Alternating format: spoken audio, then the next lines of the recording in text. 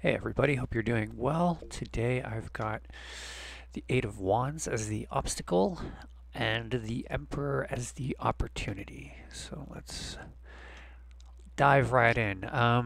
We had the Knight of Wands yesterday, kind of keeping up with the theme of wands as obstacles. It is not a time for action. Um, in some ways, I like to think of tarot cards in general as or at least, sorry, the pip cards, the number cards of the suits, as representing scenes that unfold in front of us. I like to think of the court cards, like the Knight of Wands, as representing archetypal individuals that we meet, encounter, interact with in our lives, and um, I like to think of the major arcana cards as archetypes that we experience internally, I guess. But anyway, so with the pip cards, I feel like this describes like a scenario unfolding before us, and this card, I really like this card. I think this was one of the first uh, Rider Waite Smith deck cards that made made a really strong impression on me. You know, I like all the other ones, but this one was just, it was so abstract. I remember seeing this one and thinking like, yeah, this is all right. Like I get a real sense of feeling from this one. Also, a lot of them include human characters doing things, and this is just kind of, I don't know, it feels more symbolic. But yeah, this card makes me think of ballistics and kinetic energy. You know, if you put an object into motion by, you know, putting energy into it, uh, you throw a rock, let's say. Uh, while that rock is flying, it's it's moving because of that kinetic energy that you put into it when you threw it. And during its flight, it can't alter its course. You know, it's going in a straight line. Maybe gravity is affecting its trajectory, but it's moving under its own energy, and it just keeps moving until it hits something, and there's some sort of interaction. Um, I kind of I like to think of this as an analogy for how how the world around us can appear sometimes.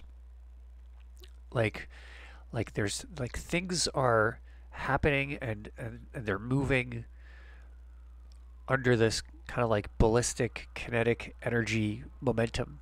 And this could represent I think this could represent people. You know, you're in a busy environment and everyone's just moving, everyone's doing things.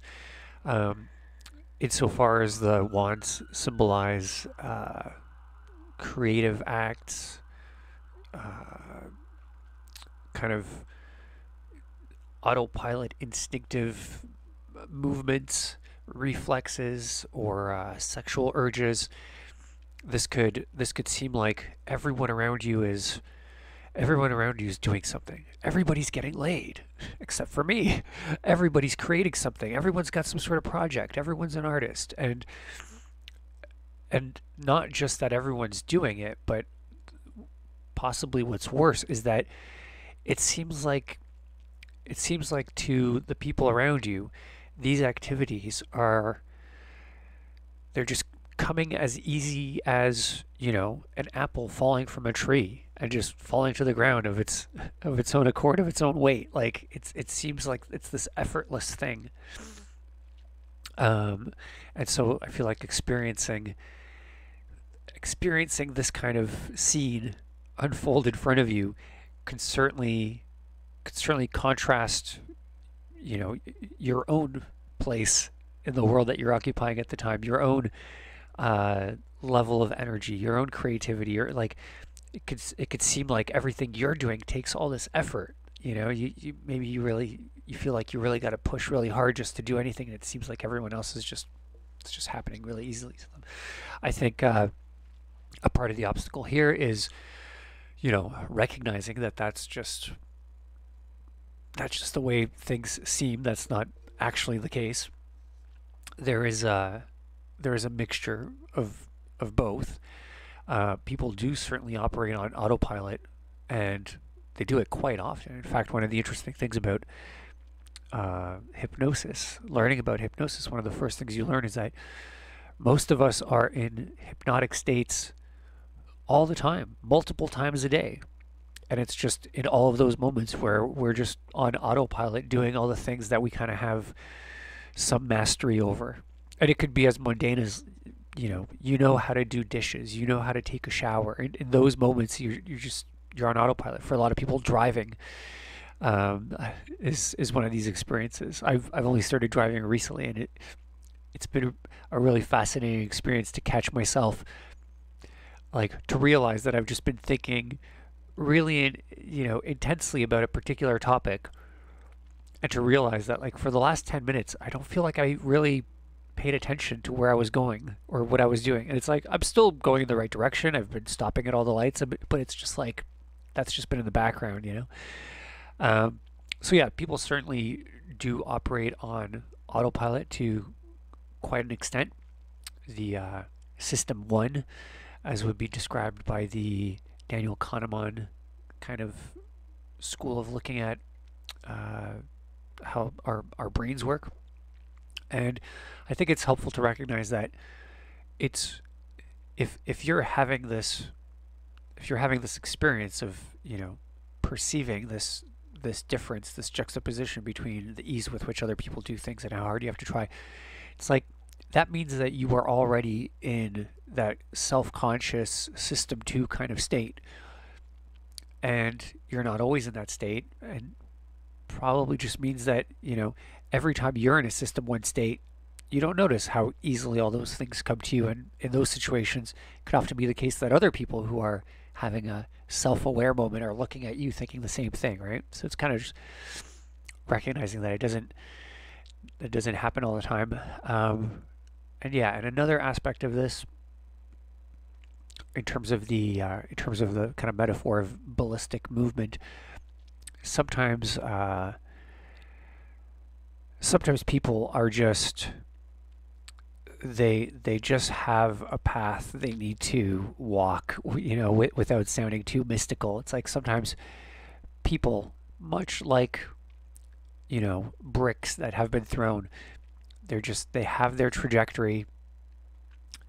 It kind of just has to fly its course and hit whatever it's going to hit. In those situations, it's like projecting the idea of will, conscious intent on individuals that are just operating on autopilot. There's certainly an obstacle there.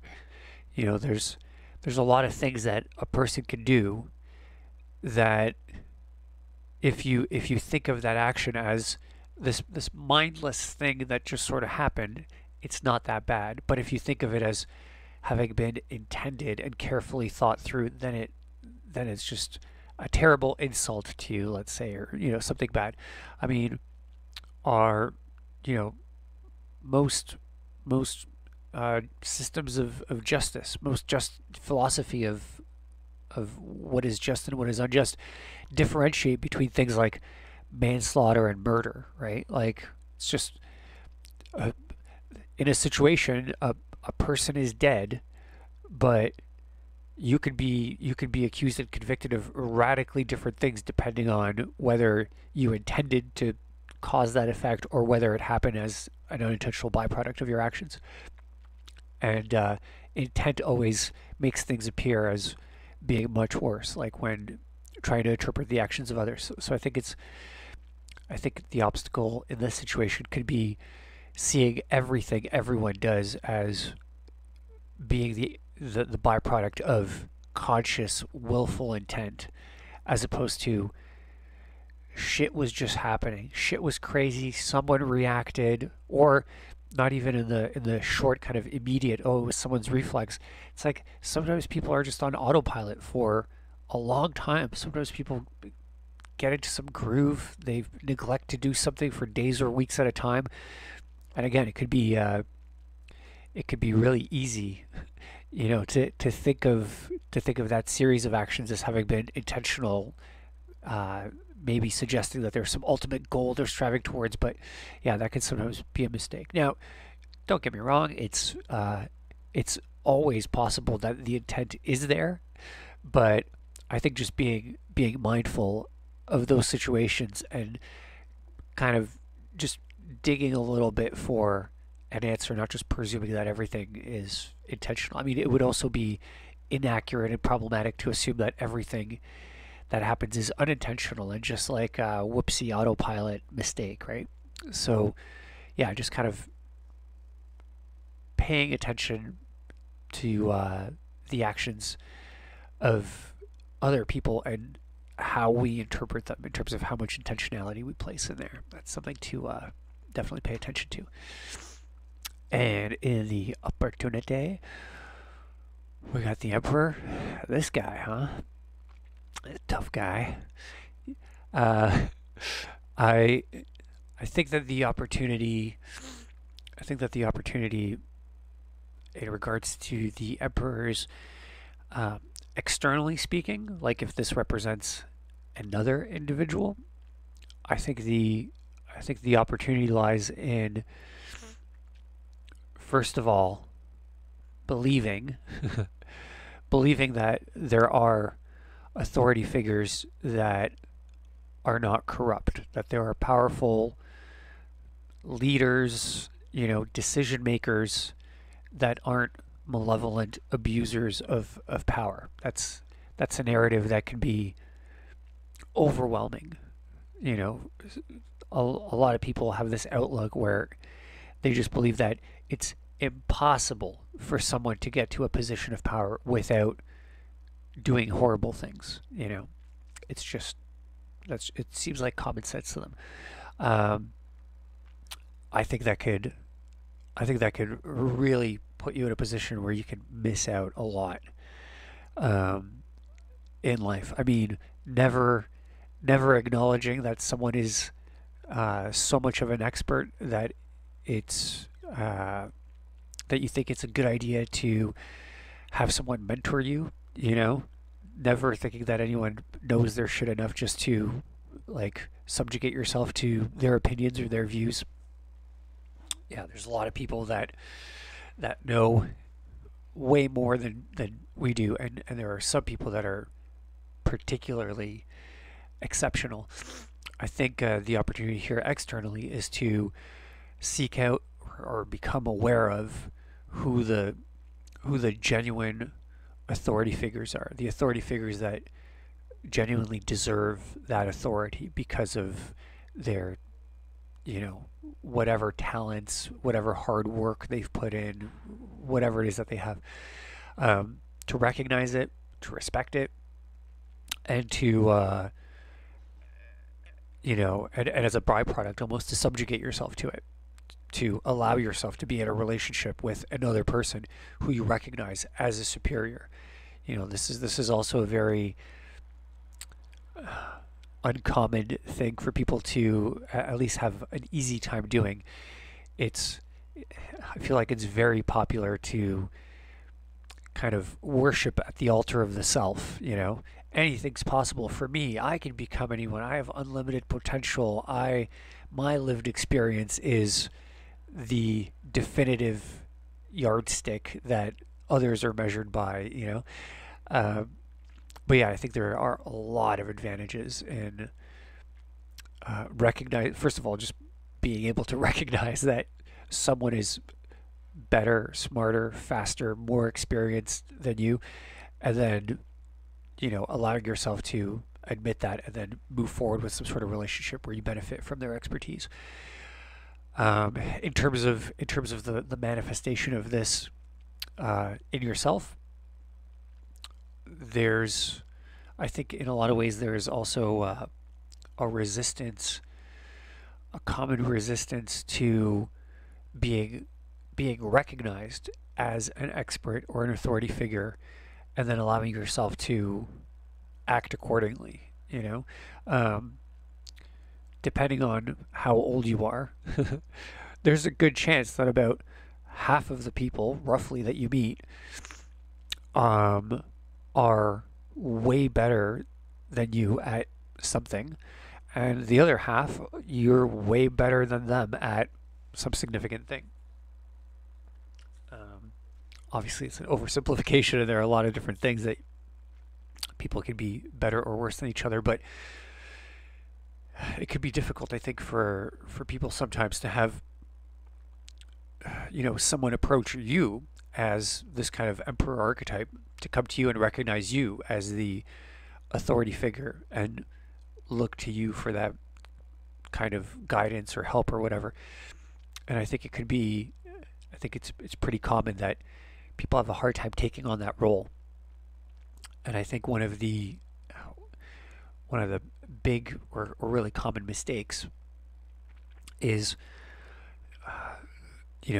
failing to recognize where your expertise begins and ends, or where your power or whatever the source of this authority or respect that someone has to you, where it begins and ends.